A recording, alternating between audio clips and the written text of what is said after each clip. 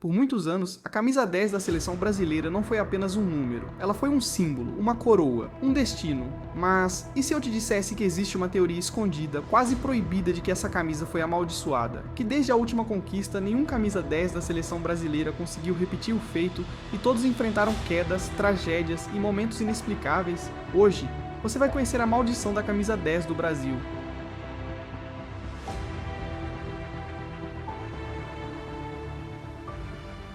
Toda maldição tem um começo, e essa começa em 1970. A seleção encantava o mundo, e Pelé levantava a sua terceira Copa do Mundo, a última vez em que um camisa 10 do Brasil tocou naquele troféu. Essa foi a Copa do Mundo que coroou o futebol brasileiro como o melhor do planeta. Tudo começa com Pelé, o homem que transformou o 10 em mitologia, levantando a taça Jules Rimet, sem saber que aquele seria o último brilho absoluto do número mais temido do futebol mundial.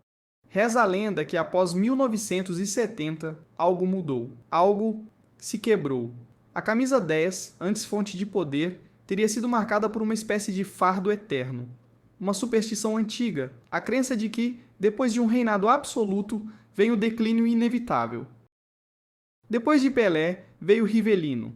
Brilhante, talentoso, amado, mas sem o mesmo destino. Mas em 1974, a taça da Copa escapou. E a de 1978 terminou em frustração, outro final melancólico.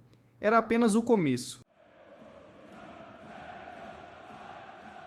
Para alguns, isso foi o primeiro aviso. A camisa mais gloriosa do futebol mundial estava começando a pesar. Foi aí que começaram os primeiros comentários. O 10 do Brasil perdeu a sorte. Ninguém mais repete Pelé. Essa camisa pesa demais. Coincidência? Talvez. Mas era só o começo da sequência sombria que estava por vir. Nós chegamos então à década de 80 e 90. A década de 80 trouxe o jogador que muitos consideram o sucessor espiritual de Pelé, Zico, o maior 10 pós-Pelé, o camisa 10 perfeito, um gênio, ídolo, referência mundial. Mas mesmo ele não escapou, ele encontrou um muro invisível. Em 82, talvez a seleção mais talentosa da história. A seleção, considerada por muitos uma das melhores de todos os tempos. Mas a maldição não permitiu que brilhassem até o fim. A derrota para a Itália virou um trauma eterno. Zico tentou novamente em 1986, mas, lesionado, ele sofreu um dos momentos mais dolorosos de sua carreira. E em um dos momentos mais marcantes da história, Zico perdeu um pênalti decisivo, alguns torcedores afirmam até hoje. A camisa 10 não deixa mais ninguém ser campeão. A partir daí, a teoria da maldição começou a circular nos bastidores. Alguns jogadores diziam que vestir o 10 era como carregar uma cruz. E até agora, eles não estão errados. Em 1994, o Brasil voltou a ser campeão do mundo. Mas, talvez você se lembre, o camisa 10 não era o protagonista. Era Raí quem começou a Copa como titular, mas perdeu a posição no meio do torneio. Foi substituído por Mazinho, ou seja, a seleção foi campeã, sem um camisa 10 decisivo. Seria isso mais um sinal da maldição? Alguns dizem que esse foi o sinal claro de que a maldição continuava.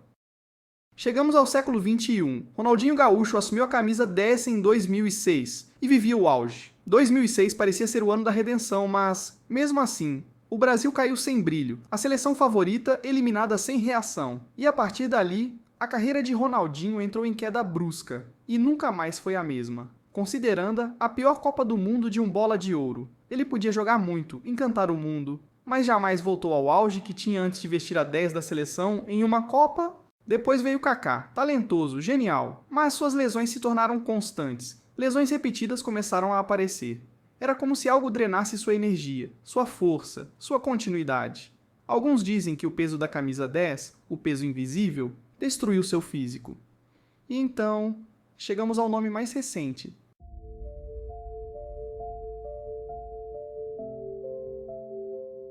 E então, chegamos ao nome mais citado quando o assunto é a camisa 10 do Brasil, Neymar. Neymar recebeu a camisa 10 como herdeiro natural. Herói, gênio, protagonista absoluto, mas desde que assumiu a camisa 10, sua jornada virou uma montanha-russa de quedas, fraturas, lesões e tragédias, derrotas e finais perdidas. 2014, a lesão nas costas. 2018, o fracasso coletivo e uma eliminação amarga. 2022, um dos maiores silêncios da história da seleção, logo após o gol mais bonito de sua carreira, seguido pelo silêncio mais doloroso da história da seleção.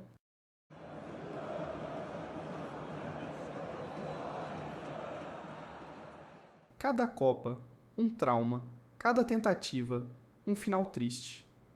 Alguns dizem que Neymar é o jogador mais afetado pela maldição desde o Zico. Outros afirmam que foi ele que mais chegou perto de romper o ciclo. Mas por enquanto, o destino continua o mesmo. O camisa 10 não levanta a taça.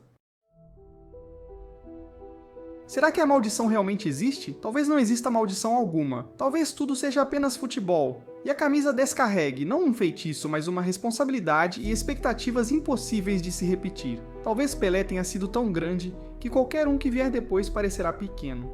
Talvez seja apenas futebol. Ou talvez o destino tenha decidido que Pelé era insuperável e ninguém mais vestirá essa camisa sem pagar um preço. A verdade é que até hoje, a camisa 10 do Brasil não foi campeã do mundo desde 1970, e enquanto esse jejum existir, enquanto o Brasil não levantar outra Copa do Mundo com seu camisa 10 sendo protagonista, a lenda da maldição continuará viva.